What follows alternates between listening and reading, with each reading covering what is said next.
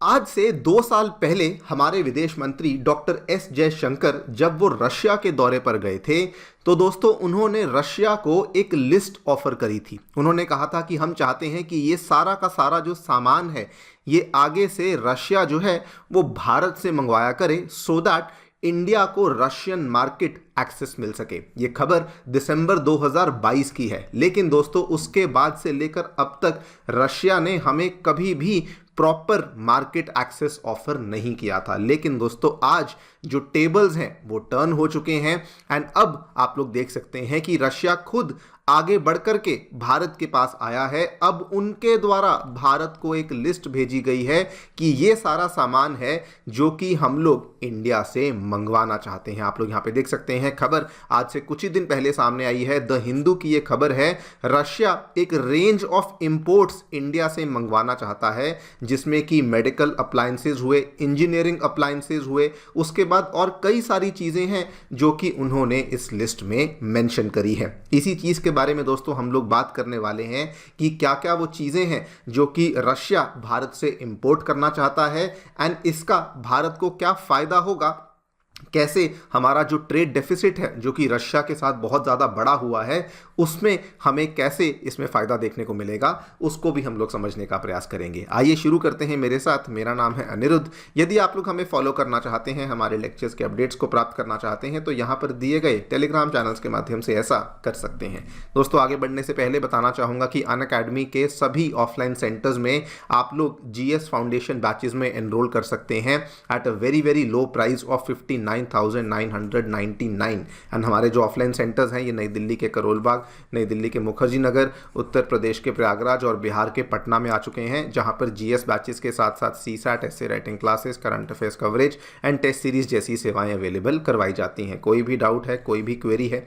या तो आप लोग हमारे सेंटर को विजिट कर सकते हैं या सीधा नीचे दिए गए इन फोन नंबर्स पर फोन कर सकते हैं। Free study material, Unacademy monthly magazine जैसी चीज़ों को पाने के लिए हमारी नई ऐप को डाउनलोड कर सकते हैं। इसका लिंक भी डिस्क्रिप्शन बॉक्स में नीचे दिया गया है। ऑलराइट, सो सबसे पहले दोनों देशों के बीच का जो बायलैटरल ट्रेड है उसके डेटा को जान लेते हैं। जो लेटेस्ट डेटा हमारे पास अवेलेबल है 2023-24 का, as per that India Russia के बीच का जो बायलैटरल ट्रेड है दैट इज $66 बिलियन एंड ये डेटा जब 24-25 का सामने आएगा तो आई एम वेरी श्योर कि ये इस नंबर को भी हम लोग क्रॉस कर देंगे। लेकिन ये नंबर भी अपने आप में बहुत खास है बिकॉज पिछले 5 वर्षों में हमारा जो आपसी व्यापार है इसमें हमें 5 गुना की सीधा बढ़त देखने को मिली है। बल्कि रशिया और इंडिया के बीच का व्यापार इतना बढ़ चुका है कि रशिया आज की डेट में इंडिया का 4th लार्जेस्ट ट्रेड पार्टनर बन चुका है। आप लोग यहाँ पे देखिए टोटल ट्रेड $65.7 बिलियन पर है और इसमें से अगर मैं इसका ब्रेकडाउन करूं तो हमारे जो इंपोर्ट्स हैं वो $61 बिलियन पे हैं, लेकिन हमारे जो एक्सपोर्ट्स हैं वो केवल $4 बिलियन पर ही देखने को मिलते हैं। और ये बढ़ते व्यापार के पीछे जो सबसे मेन रीजन है वो भी आप लोग जानते होंगे। रशिया दोस्तों इंडिया का फिलहाल लार्जेस्ट क्रूड ऑयल सप्लायर बन चुका है। रिसेंटली हमारे जो ऑयल मिनिस्टर हैं हरदीप सिंह पुरी जी, उन्होंने भी बताया था कि कैसे इंडिया की 35% से भी ज़्यादा की जो ऑयल रिक्वायरमेंट्स हैं वो केवल और केवल रशिया के द्वारा ही पूरी करी जाती हैं। आप लोग इस ग्राफ को भी देख सकते हैं, ये ऑरेंज लाइन रशिया को डिनोट करती है और ये 21-22 में आप देखिए कैसे ये स्टैग्नेट कर रही थी, लेकिन उसके बाद आप देखिए कि कैसे इस ग्राफ में हमें बहुत बड़ा उछाल देखने को मिला है। आज की डेट में इंडिया का ऑलमोस्ट 40% जो ऑयल है वो केवल रशिया से ही आता है। एंड केवल ऑयल नहीं, और भी कई सारी चीज़ें, कोकिंग कोल हुआ, फर्टिलाइजर्स हुए, जहां पर भी जो भी चीज़ें पॉसिबल थी वो इंडिया रशिया से हमने मंगवाना शुरू किया बिकॉज जैसे रशिया ऑयल के ऊपर डिस्काउंट दे रहा था वैसे ही दोस्तों कोकिंग कोल के ऊपर, फर्टिलाइजर्स के ऊपर, इन सभी चीज़ों के ऊपर भी रशिया भारी डिस्काउंट दे रहा था। इसके चलते दोनों देशों का व्यापार तो बहुत बढ़ गया, लेकिन इसमें एक मेजर प्रॉब्लम खड़ी हो गई। प्रॉब्लम ये खड़ी हुई कि रशिया से भारत इंपोर्ट तो बहुत सारा कर रहा था, लेकिन जो हमारे एक्सपोर्ट्स थे वो कम नहीं बल्कि बहुत ज़्यादा कम थे, जिसकी वजह से जो दोनों देशों के बीच का ट्रेड डेफिसिट है वो ऑलमोस्ट 57 बिलियन डॉलर्स को यहां पर टच कर चुका है। एंड बल्कि इंडिया ने इस चीज का अनुमान पहले ही लगा लिया था। हमारे विदेश मंत्री डॉक्टर एस जयशंकर ये काफी लंबे टाइम से कह रहे हैं कि रशिया को अब अपना मार्केट एक्सेस इंडिया को देना चाहिए सो दैट हम लोग वहां पर जाकर के अपना सामान बेचें, सो दैट दोनों देशों के बीच का जो ट्रेड डेफिसिट है वो यहां पर कम हो सके। इसको लेकर आप देखिए, सबसे पहली बार इन्होंने इसका जिक्र दिसंबर 2022 में किया था।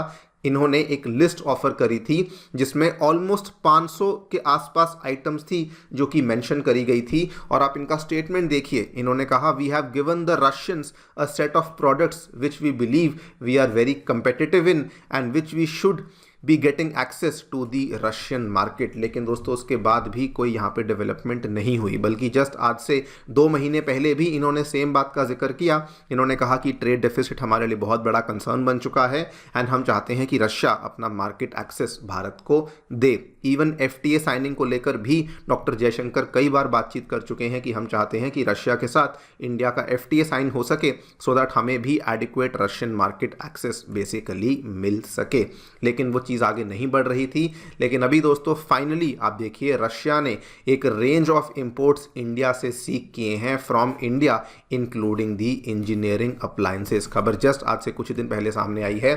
जो रेंज ऑफ इंपोर्ट्स उन्होंने इंडिया से मांगे हैं, सबसे पहले तो कई सारी मेडिकल डिवाइसेस जैसे कि अल्ट्रासाउंड स्कैनिंग एपरेटस, उसके बाद catheters, therapeutic respiration equipment, artificial parts of the body, exclusively artificial teeth, dental fittings, artificial joints, ये सारी की सारी चीज़ें जो कि मेडिसिन में, सर्जरी में, उसके बाद वेटनरी साइंसेज में इस्तेमाल होती हैं, वो इन्होंने यहाँ पर इंडिया से डिमांड करी है। इतना ही नहीं, इस पूरी की पूरी लिस्ट में उन्होंने कई सारी जो यहाँ पे रम आती है, टाफिया एक तरह की रम ही होती है दोस्तों जो कि शुगर केन से बनाई जाती है, मॉल्ट बियर, विस्कीज, उसके बाद कई सारी ज्वेलरी आर्टिकल्स जैसे कि प्लैटिनम, गोल्ड, सिल्वर, उसके बाद न्यूमैटिक टायर्स ऑफ रबर जो कि एयरक्राफ्ट्स में इस्तेमाल होते हैं, कई सारे इंजीनियरिंग अप्लायंसेस, इन सभी चीज़ों की जो डिमांड है ये रशिया के द्वारा भारत से अपनी इस लिस्ट में यहाँ पर करी गई है।